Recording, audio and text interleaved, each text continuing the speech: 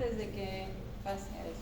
Bueno, en realidad esto de los tipos de sangre, para que no se me confundan, ustedes simplemente tienen que captar y agarrar, es lo que hemos dicho cuando hablamos que son los antígenos, lo que va a hacer reacción, el tipo de sangre que va a tener el paciente, ¿no es cierto?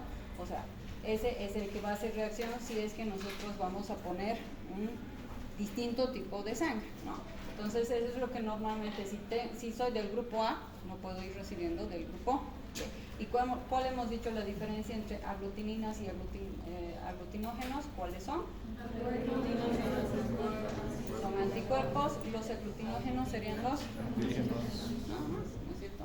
Y ahí vamos a ir viendo las reacciones que van a hacer de acuerdo al grupo que tiene cada persona, ¿no? En realidad se dicen que las reacciones que existen en nuestro cuerpo son muchas, hemos dicho, ¿no es cierto? Pero solamente son dos los que más van a hacer la reacción, que es el A y el B, porque como dicen, por eso antes cuando los descubrieron lo llamaban cero al O, porque no tenía ningún tipo de antígeno, ¿sí? Por eso es que lo ponen así. Ya después por situaciones que han ido cambiando, ¿no es cierto?, a la parte de la reacción, entonces es que lo pusieron O. Entonces, pero acuérdense de eso. Y bueno, y es ahí por eso donde se acuerdan que aquí pusimos que este sería el donador universal, pero el que recibe universal sería el receptor, sería el AB. El otro es un donador porque puede dar, como no hace reacción, puede ir dando, ¿no? Pero recibir no, porque él sí no tiene el grupo A, no tiene el B, entonces no puede recibir de estos, ¿no ve? Como lo mismo estos que son los receptores, ¿no ve? Ahí estamos bien. ¿Qué hemos ido viendo? Eso primero era el grupo, ¿sí? El factor, que ese es uno de los que más complicaciones nos ha llegado a dar. ¿Se acuerdan en que hemos hablado de la eritroblastosis fetal?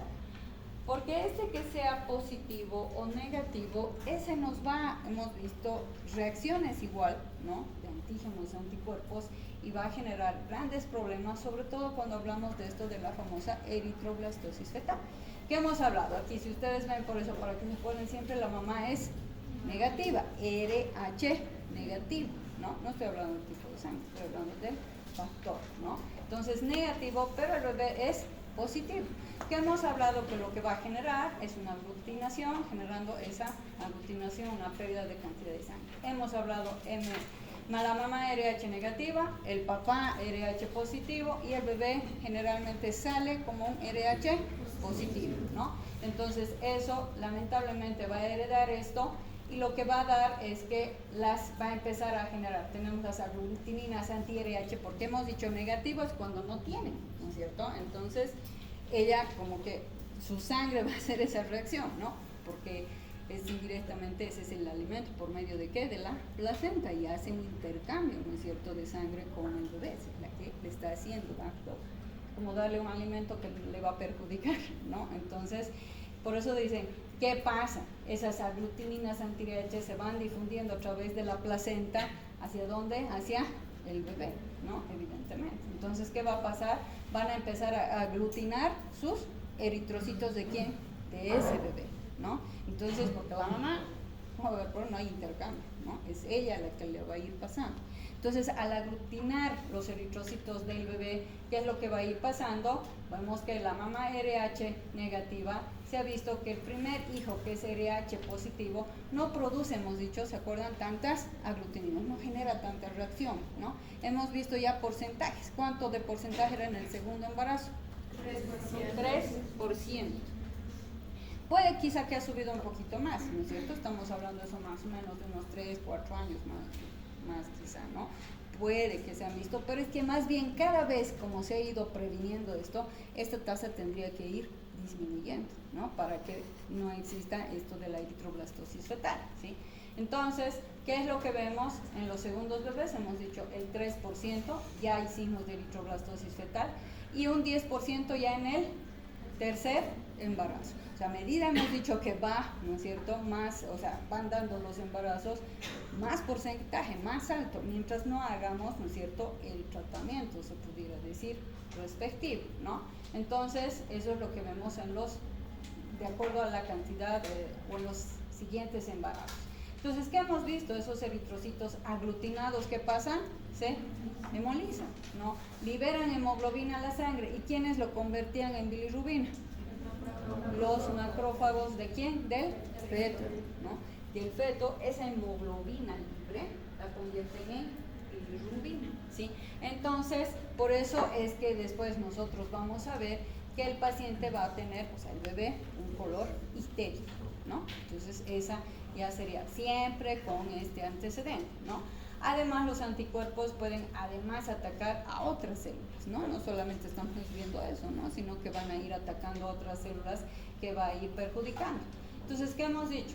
Además, como se está hemolizando, ¿qué está pasando? El bebé cada vez va a estar con anemia, va a entrar en un estado de anemia porque no está teniendo la suficiente cantidad de sangre, ¿no? Las aglutininas anti-RH de la mamá están circulando, hemos dicho generalmente, en la sangre del bebé, miren, 1 a 2 meses aún. Por eso no se puede van a hacer y va a pasar, no pasa nada, ¿no es cierto? Sin embargo, es que lo único que está haciendo es perjudicar al bebé, ¿no? Entonces, sigue circulando todas esas aglutininas en la sangre del bebé, ¿no? Generando precisamente, como les he dicho, esa liberación, ¿no ve?, de la hemoglobina. Los macrófagos del bebé lo ponen en bilirrubina y cada vez se va a ir haciendo más histérico y mucho más peligroso, ¿sí? Los tejidos hematopoyéticos, se podría decir, del bebé, hemos dicho que hacen, intentan, ¿qué cosa? Reemplazar esos eritrocitos hemolizados. ¿Qué hacen? Aumentan de tamaño.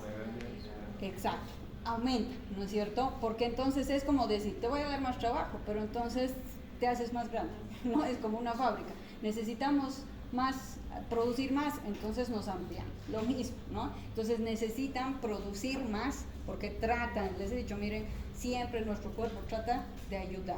Entonces, ¿qué pasa? El hígado y el vaso van a ir aumentando lamentablemente de tamaño y que van a descer. Pero ellos, ya les decía, han aumentado, pero van a empezar a producir rápido, ¿no? Porque van a decir, necesitamos. Lo de malo es que nos están dando, nos van dando circulación de, ¿qué cosa? De formas jóvenes, ¿no? O sea, inmaduros, ¿no? Que entonces van a ir haciendo el proceso, pero van a estar trabajando hasta la mitad, más allá, no completo. Igual nomás vamos a seguir teniendo una baja de esos glóbulos rojos, o sea, es que está tratando de ayudar, ¿no? Para que no muera. Entonces, trata de hacer eso. Y lo demás es que entre estas formas jóvenes hay algunas formas blásticas nucleadas, a eso se refiere, ¿no? Entre esas formas dan este tipo de células que se llaman unas blásticas nucleadas, que generalmente la médula ósea va sacando del bebé hacia donde a su aparato circulatorio. Por eso es que se llama blástica, se llama eritroblastosis fetal a esta enfermedad, ¿sí? Porque lo que más va perjudicando son estas formas blásticas nucleadas que sacan la médula del bebé, que va a ir circulando, ¿no es cierto? Podría decir a todo el aparato circulatorio del bebé. Entonces, por eso se llena de todas estas partes de estas células blásticas y por eso se llama una eritroblastosis fetal, ¿sí? Entonces, eso es lo que normalmente se ve en esta enfermedad. Entonces, ¿qué pasa? Si el bebé tiene una anemia grave, ¿qué va a llegar a pasar? Lo más fatal, va a morir, ¿no es cierto? Entonces nosotros vemos que va a morir lamentablemente. Entonces, pero hay sobrevivientes. Pueden algunos morir y no se pudo hacer nada, pero hay otros que van a sobrevivir, ¿sí? Pueden haber pasado, voy a poner entre comillas, esta enfermedad, pero ¿con qué? Con cierta alteración a nivel cerebral, ¿sí? ¿Qué es lo que pasa cuando circula mucha cantidad de bilirrubina en el cuerpo? No es bueno porque después va a afectar a las células neuronales. Por eso dice, hay una precipitación de la bilirrubina en las células neuronales.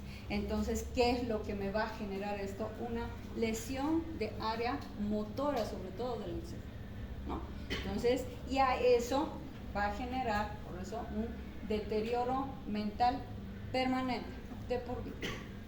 Por eso les digo, es que es importante saber esto inmediatamente para detener el proceso, ¿no? Detener uno, o que muera y de tener el otro también, ¿no? De que lleguen tanta cantidad, nosotros no tenemos que dejar que siga circulando esa bilirrubina en el cuerpo, ¿sí? Porque va a llegar sí o sí a nivel cerebral, ¿sí? Y a esa enfermedad se llama la enfermedad de Kernichter. Y es que yo me acuerdo, para que se acuerden un poquito, cuando yo estaba haciendo mi internado, a veces son otras las causas. Cuando en el canal del parto se van a ver un poquito más en gineco, ¿sí? Pero cuando el bebé, sobre todo, nace por un parto normal, a veces ha habido muy estrecho, hizo un caput, ¿a qué se llama? Como un pequeño hematoma en la cabecita del bebé, porque todavía va en formación, en biología, acuérdense, ¿no es cierto? Entonces, a veces el hematoma, ustedes saben qué hace, eso se puede ir reabsorbiendo, pero a veces eso es, que hemos dicho, glóbulos rojos lisados. Si entra la circulación y el bebé se empieza a poner amarillo, o a veces nacen un poco amarillos, inmediatamente se hace el tratamiento. ¿En qué consiste? Yo me estoy adelantando un poquito para contarles eso de ginecología o pediatría, que les llevan a luminoterapia, más que todo así se llama, ¿no? Les meten a unas como incubadoras con una luz para poder, ¿no es cierto?, se podría decir dispersar o hacer desaparecer, ¿no es cierto?, esta bilirrubina circulante, ¿no? Es un tratamiento. Y yo me acuerdo que el médico, el doctor de pediatría les decía a las señoras, tu bebé está histérico, tenemos que internarlo para recibir, ¿no es cierto?, la luminoterapia, le decía, le explicaba qué es lo que, y algunas decían, no, ¿cómo le voy a dejar a mi bebé?, ¿no es cierto? Decía, si no le dejas, tu bebé se va a morir. Entonces, o en todo caso, más que todo le decía, se va a volver tontito, así le decían nosotros, pobrecita, ¿no? Pero ¿por qué? Para que se acuerden que no es bueno esta bilirrubina circulante en tanta cantidad, ¿sí? Entonces, la que va a matar es una eritroblastosis fetal, porque va a matar mucho. Estos casos son más ligeros, pero ojo, a donde se pueden ir es a la cabeza, ¿no? Y eso es un gran problema. Por eso cuando nacen, lo primero siempre ustedes saben, los revisan, ven, como que ya los ven histéricos, no, incubador, ¿no es cierto? Y luminoterapia, antes de que eso vaya progresando, ¿no? Ahí les hacen exámenes, hay bilirrubinas un poco más bajitas, a veces, no sé si ustedes han escuchado, les dicen, no, póngala entonces en su casa, hacia a través de la ventana que le dé el sol, ¿no? O sea, va absorbiendo, se podría decir, la luz a esto, ¿no? Pero hacerlo lo más antes posible, ¿no? Y miren, en esta enfermedad de una eritroblastosis fetal, que esto hemos dicho, los que llegan a sobrevivir a esta situación, pero terminan lamentablemente con esta enfermedad, ¿sí? Entonces, eso es lo que normalmente vemos. Me voy a quedar aquí, que donde dice el tratamiento de los recién nacidos, entonces uno